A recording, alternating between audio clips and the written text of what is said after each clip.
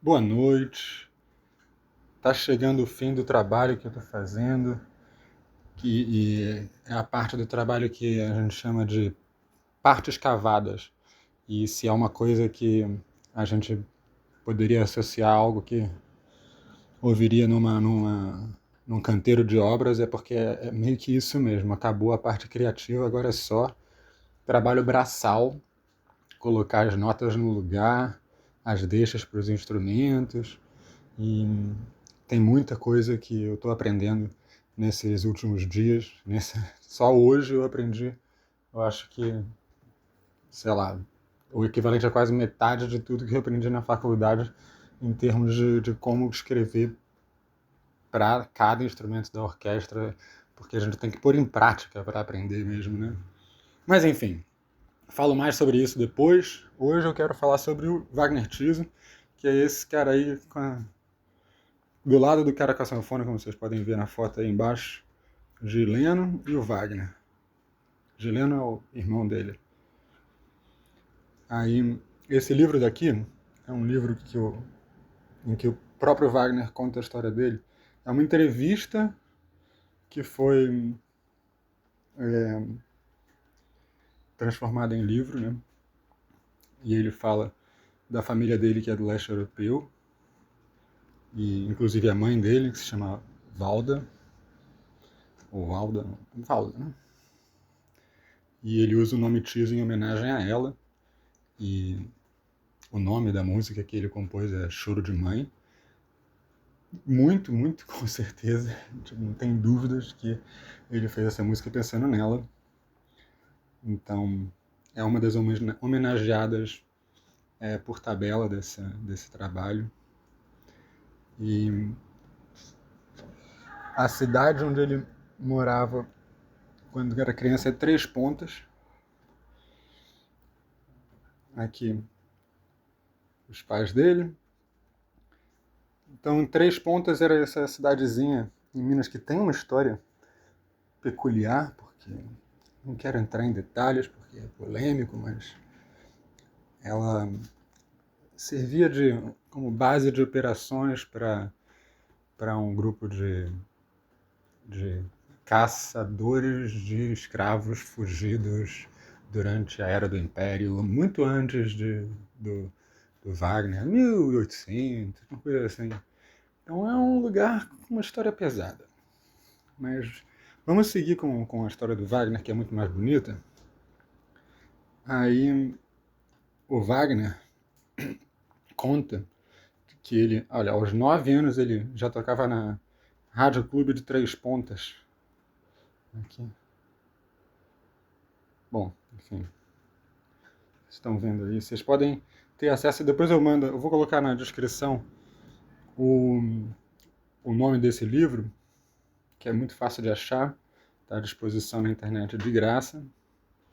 E é um livro que consta no Museu da Pessoa, que faz esse trabalho de entrevistar pessoas e escrever a entrevista. E aí, nesse livro tem uma narrativa muito interessante do encontro do Tiso com o Milton Nascimento, Bituca. Né? Vou ler aqui. Nessa época houve um detalhe. Eu me entusiasmava muito com a música, pois morava quase em frente à casa do Milton Nascimento, o Bituca como o chamávamos. Era 3 anos mais velho e já fazia sua exibiçãozinha. Eu ficava na minha varanda tocando acordeão e ele na dele, com a gaitinha entre as pernas e o violão por baixo para tocar os dois instrumentos ao mesmo tempo. Eu me encantava com aquilo, sentia uma identificação. Mas ele olhava atravessado para minha família porque Tiso em Três Pontas era sinônimo de bom músico. E falava, por que só Tiso tem que ser bom? Então, essa relação que começa com uma certa rivalidade, né?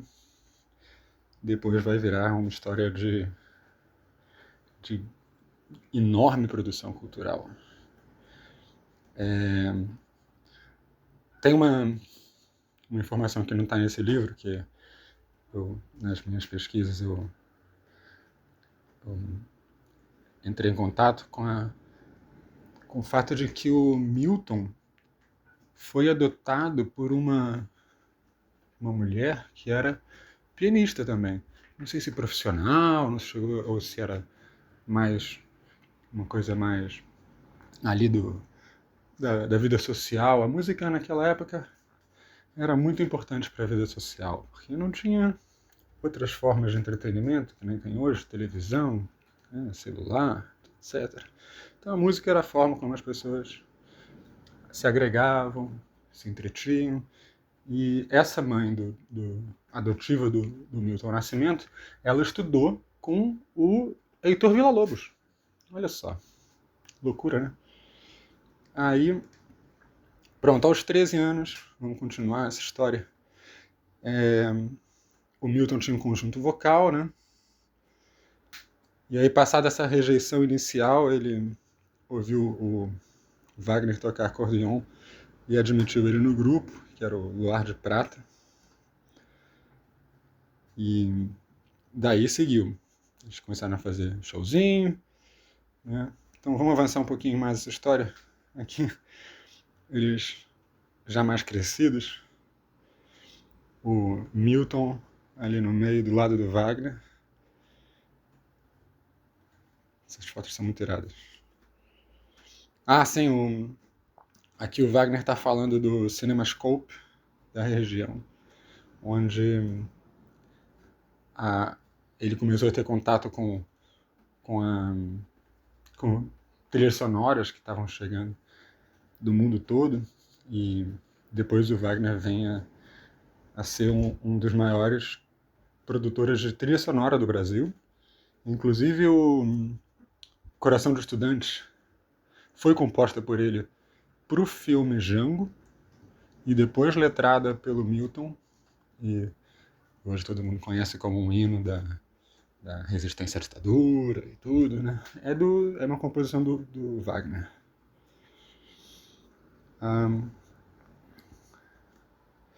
Eu gosto muito de uma foto que tem mais ali na frente. Depois eles montaram uma banda chamada os W Boys, porque todo mundo tinha W no nome. Aí um tal de um Daltro virou Alton. Enfim, é uma historinhas, né? Cara, eu recomendo ler o livro por conta própria, não vou ficar lendo tudo. Prefiro só ir passando aqui e mostrar essas fotos maneiras da infância deles. De como eles foram para Belo Horizonte, aí ele fala aqui, quando eles conheceram, aqui fala do clube de jazz do Nivaldo Ornelas, do Hélios Vilela, pianista, Pascoal Meirelles, baterista.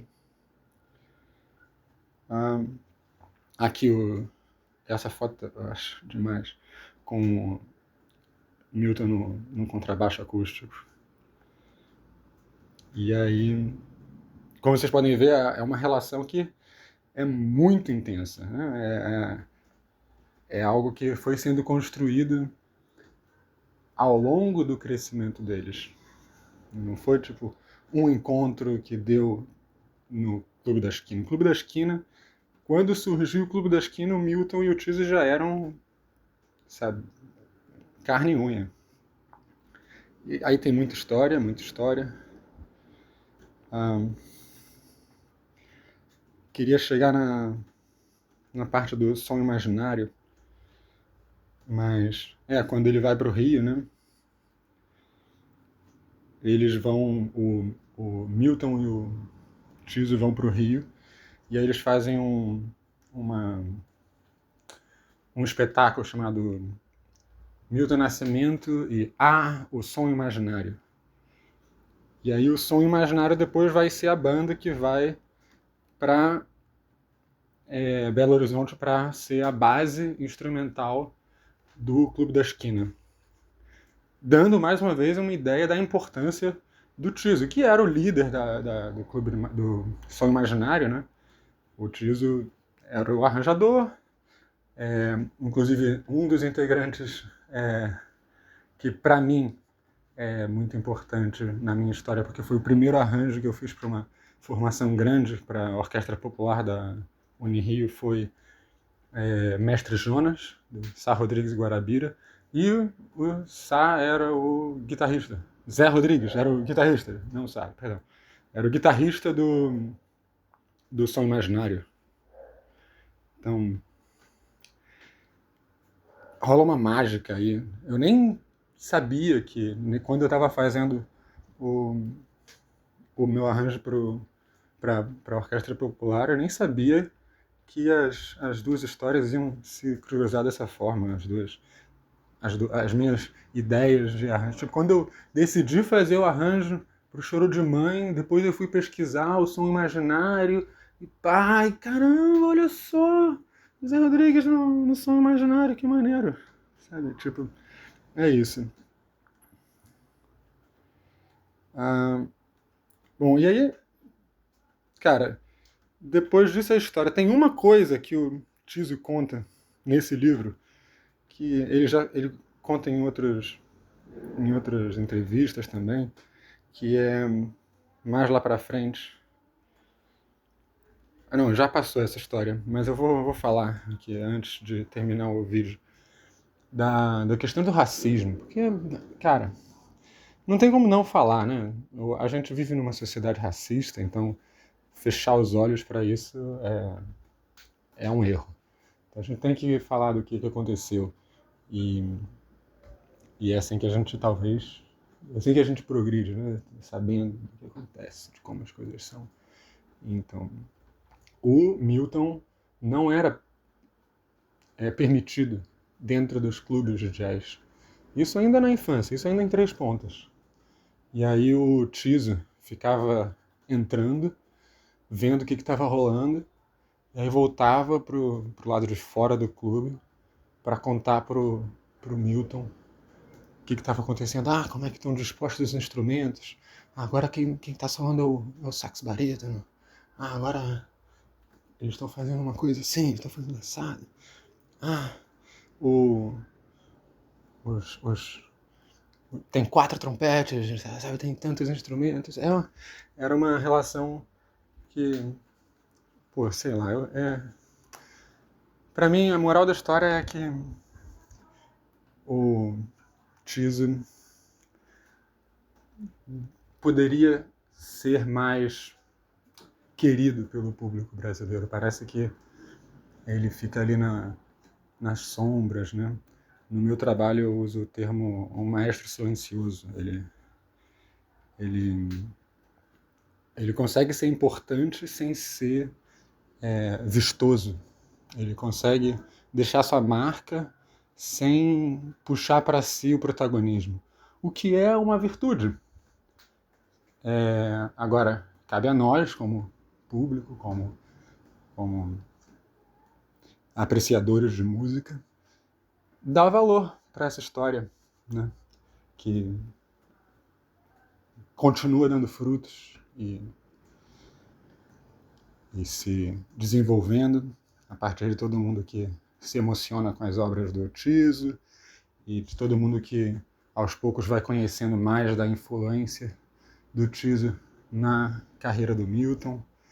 Porque o Milton é um deus, né? O Milton é reconhecido internacionalmente.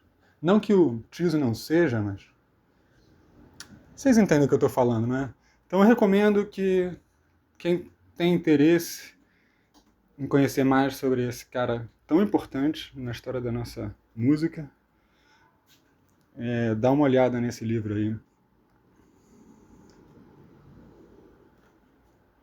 Valeu, galera. Abraço. Tem muito mais. Aqui, o Som Imaginário. Som Imaginário durou de 1970 a 19, de outubro de 1976. A gente vai fazer um arranjo do Som Imaginário, uma música chamada A3. Terça-feira a gente vai fazer o ensaio geral, e aí eu posso falar um pouco mais sobre as músicas que vão ser tocadas. As músicas, né? Não tem só Choro de Mãe, vai ter A3. E tem mais uma música que é uma surpresa, eu não vou falar nada. Só venham e eu não vou falar nada. Mas a gente pode falar um pouquinho sobre A3 e sobre a formação da banda sinfônica que é diferente da orquestra sinfônica, tá? Não se esqueçam, quem estiver contribuindo para o crowdfunding aí, para o financiamento coletivo, coloca no seu Pix o endereço de e-mail para onde você quer que eu envie as faixas quando elas estiverem prontas. A gente já está quase em 20%, já está no 15% da meta, mas ainda falta muito, a gente precisa que vocês cheguem junto. Valeu, galera! Não se esqueçam que tem recompensa. Se vocês quiserem participar do aulão que eu vou fazer, eu vou ensinar tudo que eu sei de música, sem limite de tempo. Quero receber todo mundo, vai ser o maior prazer falar com todo mundo que quiser ter uma conexão comigo mais direta e, enfim, dialogar sobre o trabalho, sobre música, sobre a vida, tá? R$50 é essa contribuição, sabe, muito substancial, mas se não consegue chegar em 50, com R$30 você já ganha uma menção no trabalho que vai ficar para sempre no registro da Unirio. E por R$100 tem a aula particular. E depois tem os outros, né? Por R$200 a gente vai dar um passeio, fazer um pub crawl pelo Rio de Janeiro, nos bares que marcaram a minha vida. Por R$300 eu vou fazer uma música composta por mim, dedicada para você. E por R$500 eu gravo essa música num estúdio com a Rats, que é a minha banda de também longa data. Amanhã eu vou falar mais também sobre a minha carreira pessoal e espero que vocês estejam gostando dessa narrativa aí cotidiana do meu processo. A gente se vê amanhã. Abraços!